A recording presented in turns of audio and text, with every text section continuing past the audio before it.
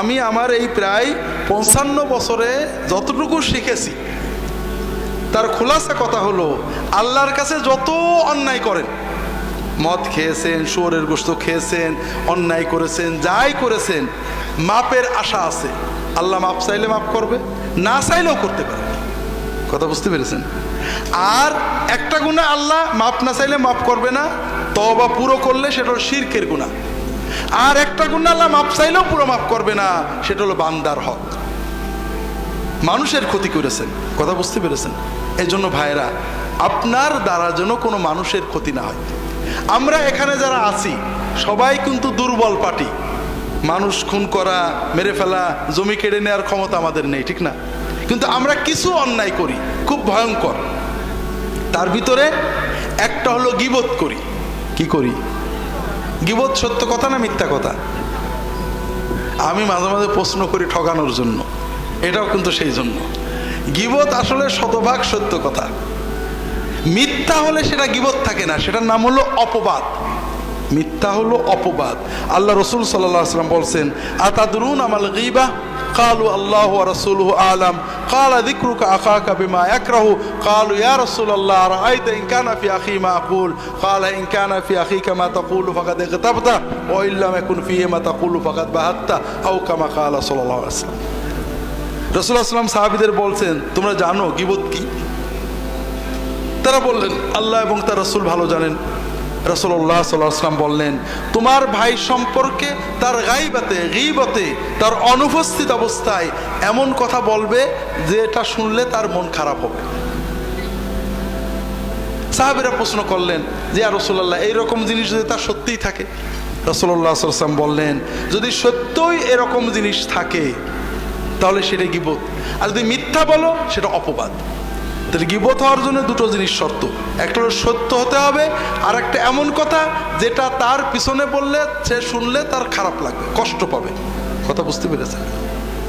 আর অপবাদের কথা একটু পরে যাচ্ছি। আল্লাহ রসুল সাল্লাল্লাহু আলাইহি ওয়াসাল্লাম বসে আছেন, তার পাশে তার স্ত্রী আয়েশা রাদিয়াল্লাহু তাআলা আনহা বসে আছেন। এমন সময় আর এক স্ত্রী সফিয়া রাদিয়াল্লাহু তাআলা আনহা তার কাছে এসেছেন, কয়েকটা কথা বলে তিনি চলে গেছেন। আয়েশা রাদিয়াল্লাহু তাআলা আনহা বলছেন, ইয়া রাসূলুল্লাহ হাসবুকা মিন সফিয়া কাযা ওয়া কাযা। তা আয়েশা রাদিয়াল্লাহু তাআলা বলছেন যে ইয়া রাসূলুল্লাহ, আপনার স্ত্রী সফিয়া, তার তো এই ত্রুটি আছে। কথা বোঝেননি? কথা বুঝতে পেরেছেন? আয়েশা সত্য বললেন না মিথ্যা বললেন? সত্য বললেন। সফিয়া চলে যাওয়ার পরে আয়েশা একটা সফিয়ার সত্য দোষের কথা বললেন যে আপনার স্ত্রী সফিয়ার এই দোষ আছে। আয়েশা রাদিয়াল্লাহু তাআলা আনহার এই কথা শুনে রাসূলুল্লাহ সাল্লাল্লাহু আলাইহি ওয়াসাল্লাম বললেন, ইয়া আয়েশা লাকাদ কুলতি কালিমাতান লাউ মুজিজাত বিমাইল বাহরি লামাজাজাত। আয়েশা, তুমি এমন একটা কথা বললে, একটা বাক্য বললে, এই বাক্যের ভিতরে এত দুর্গন্ধ, এত ময়লা, এত নাপাকি, এত পাপ আছে যে সমুদ্রের পানিতে এটা ঠেলে দিলে, সমুদ্রের পানির ভিতরে এই বাক্যটা ফেলে দিলে পুরো সমুদ্রের পানি নাপাক হয়ে যাবে।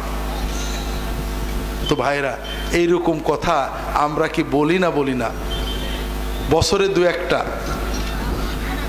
হাজারিন, 5 জন 2 জন মেয়ে এক জায়গায় হলে কথা বলেন, অমুকের বাড়ি দাওয়াতে গেছিলাম, এই দুল পরেছে, এই ফুল পরেছে, এই শাড়ি পরেছে, এই রান্না করেছে, ইত্যাদি সমালোচনা করেন না? সওয়াব হচ্ছে না গুনাহ হচ্ছে?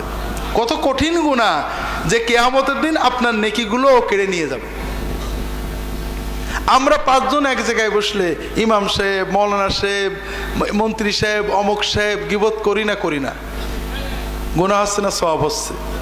সবচেয়ে বড় মজা হলো ভাইরা, আমরা গীবত করি যাদের পছন্দ না করি, ঠিক না? যাদের মহব্বত করি সাধারণত গীবত করি না। কার গীবত করি? যেমন ফুরফুরার লোকেরা হয়তো চরমনার গীবত করে, চরমনার হুজুরেরা ফুরফুরার গীবত করে, জামাতের হুজুরেরা তবলিগের গীবত করে, তবলিগের হুজুরেরা জামাতের গীবত করে। আছে না নেই? আছে। প্রথমত এটা একটা মহাপাপ। 2 নম্বর কথা, ওই যার গীবত করলেন কিয়ামতের দিন আপনার জিকির, ওজিফা, জিহাদ, তাকওয়া, তওবা সব সওয়াব কেড়ে নিয়ে যাবে। কাজেই ভাইরা, আমার অনুরোধ হল না যাই। কথা কি বুঝতে পেরেছেন? মদের পাপের তওবা সহজ, গীবতের পাপের তওবা সহজ না।